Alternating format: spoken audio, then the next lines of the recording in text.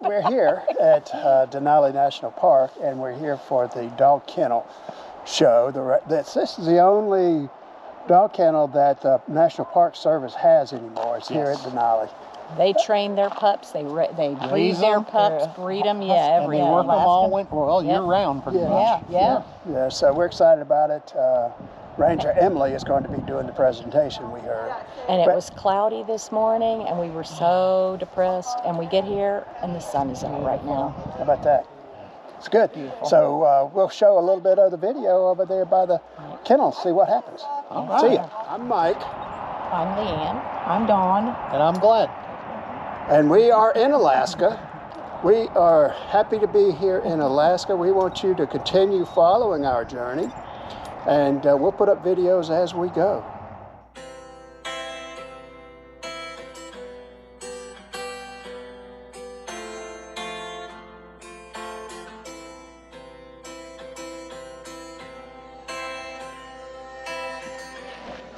Mimi is going to get on the dog sled.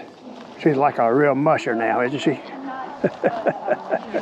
Oh my goodness. Look at this guy. Look at him.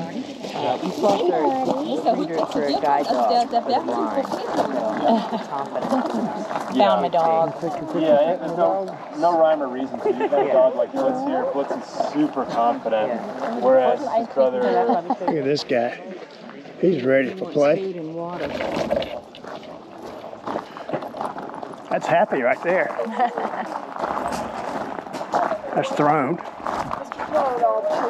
Yeah, he is. Oh, on his throne. That is, on his throne. That's appropriate, yes. He's very, Ever the gentleman. very kingly. Yeah, Kingly, yes. statesman. These guys in the cage. Party, There's that's Party not a over good there. idea.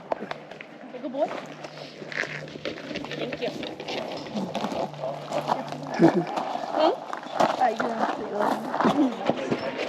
Sled route. American dog prehistory.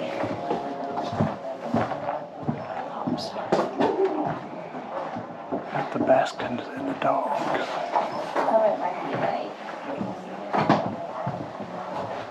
The Eskimo and the dog. Archaeology of dog traction. Sled, it's a partner. Park Patrol. Winter kennel routes.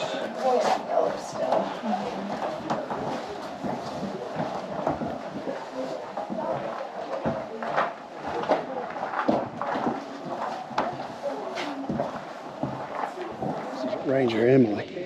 She's going to do the presentation today. Hear me? Yes. Good. All right. So I'll start a minute early just because my gang's all here.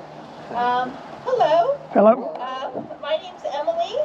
I met most of you on the bus, but welcome to Denali National Park's official sled dog kennel. And you all are here at a very special place on a very special year.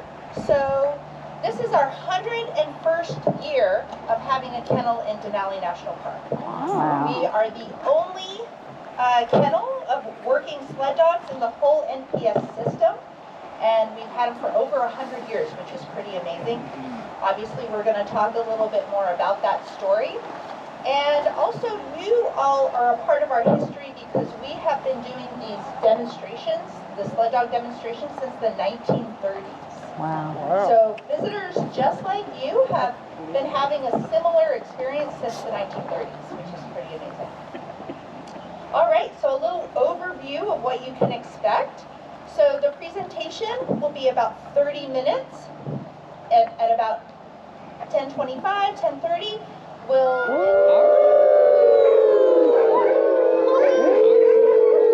Listen to him.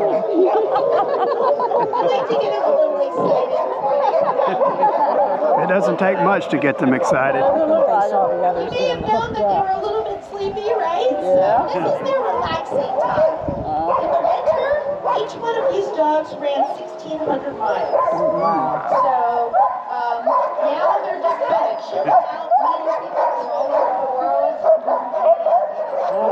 And they're off. Oh, look at him. Whoa. Uh-oh. He's mad. Uh-oh. That's not how it's supposed to go. Oops. Oops. One of them ran into the grass.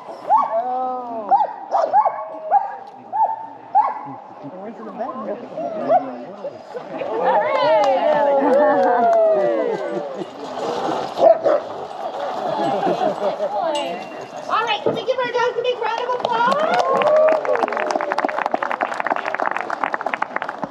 Okay. So you can imagine being out in the Alaska wilderness in the wintertime when it's all covered with snow, and instead of coming across a noisy snow machine, you come across a dog team that has been being used in this landscape for thousands of years. So it's a pretty unique and special way that we get around here in Denali. All right, so I'm going to introduce you to each one of the dogs as well as tell you their position in the team. All right? So in lead here we have Venture. And Venture is a part of the Find Your Park litter. So you will notice there's also a poster board over here that each one of the litters has a theme.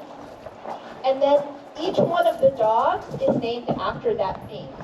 And that helps us keep straight who was born, what year, and then who are each other's siblings, okay? So this is kind of a system so that they're not just randomly named. And venture means adventure, right? So to go out into the park and have an adventure. So he's one of our older dogs. He's about 8.5. He's very experienced. He's a great lead dog. And he is incredibly friendly and cuddly and loves to be brushed. He's one of my favorite dogs here in the kennel. So that's Venture. And he is running lead. Now, the characteristics of a lead dog is really important, okay? So the lead dog needs to be confident. It needs to have confidence. You can't have a dog that's really timid because you're the one up in front leading the whole team, right? So it needs to have confidence. It also needs to have a pretty good sense of direction. So if you're up here in front, you need to know where you're going. And it's not uncommon here in the Alaska wilderness that you might be out mushing and there be a snowstorm. And these dogs have a really good sense of smell. After 8.5 years, he's done the trails many times. So he might be able to find a trail that the musher would not be able to find as easily, right? So the mushers really do depend on these dogs for the other senses that they have that are a bit sharper than maybe us humans have. Another thing that the lead dog needs to know is commands, right? So the musher is giving the lead dog the commands. Now sometimes we have one lead dog, sometimes we have two lead dogs. Now I'm going to teach you a couple of commands. All right, so right is G. So repeat after me. G. Left is ha. Ha. G. Ha. G. Ha. All right, so that's right and left. And then if you want your dogs just to go on by, to go straight, you say on by. On by. All right, so maybe there's a moose or maybe there's some other kind of distraction and you don't want them to stop, just say on by, on by, on by. That's keep going, go straight. You can use those with your pets at home. Okay, so behind Venture, we have Merlin. Merlin is 3. So, no, Merlin's 2. Thank you. Because Merlin is of the 9/11 litter. So she was named in 2021 in honor of the dogs that assisted with the rescues in 9/11. Okay, the 20th anniversary. So we named that litter after those dogs. So Merlin was one of those dogs. And yeah, she's 2. She's a real sweetheart. And she is also in the swing position. Now the swing position is right behind the lead. Now the swing might be a dog, an older dog who used to be a lead, who's now kind of in their retirement stages, and they're not going to be in the lead position, so it's kind of a little bit more mellow. Or it dog who is learning to be lead. Now our kennel staff trains the dogs, but you know who really trains the dogs? The other dogs. The other dogs, right? So Merlin's 2, Venture's 8.5. Merlin is watching Venture be a lead dog, right? So she's picking up a lot of what he's doing. So we're pairing inexperienced dogs with more experienced dogs. Now, behind Merlin, we have an invisible team of dogs, okay? And this is usually sets of 2s, all right? So we have 2, 4, 6, 8. These are the team dogs, and they're the muscle, okay? So you want to make sure that whatever freight you're hauling or whatever your load is in relation to how much power you have in your dog team, okay? So this is where you can really switch it up, is in your team positions. All right, and in the back here, we've got a brother and sister duo.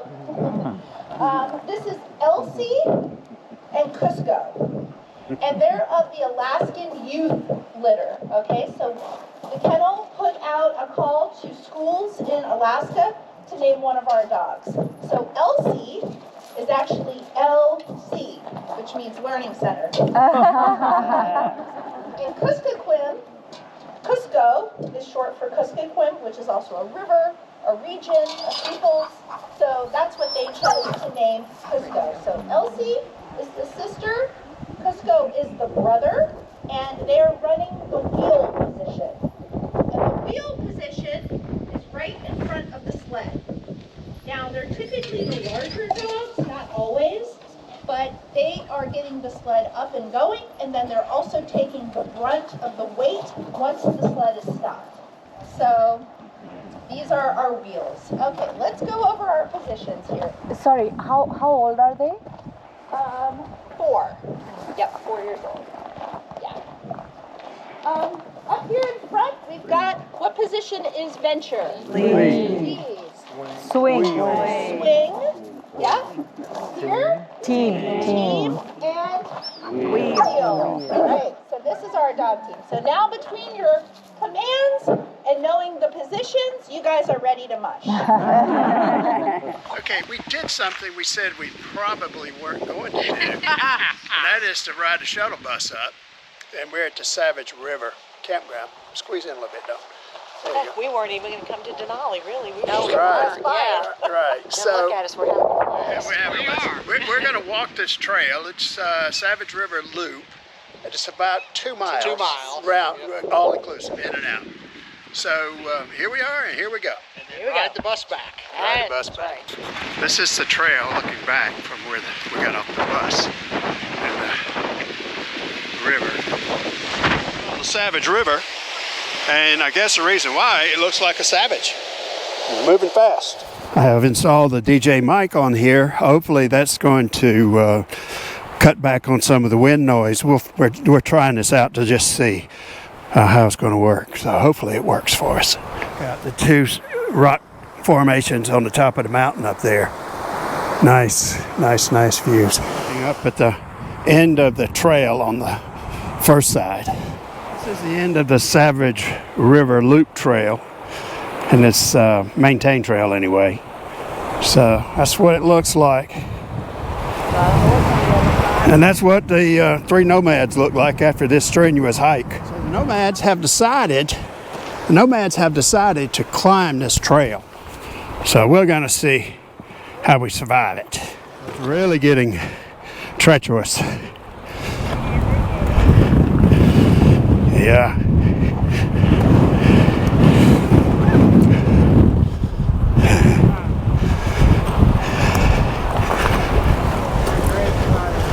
The wind is. I don't think I can get back there. Nomads up there, they have climbed Mount Everest. They're like the dogs.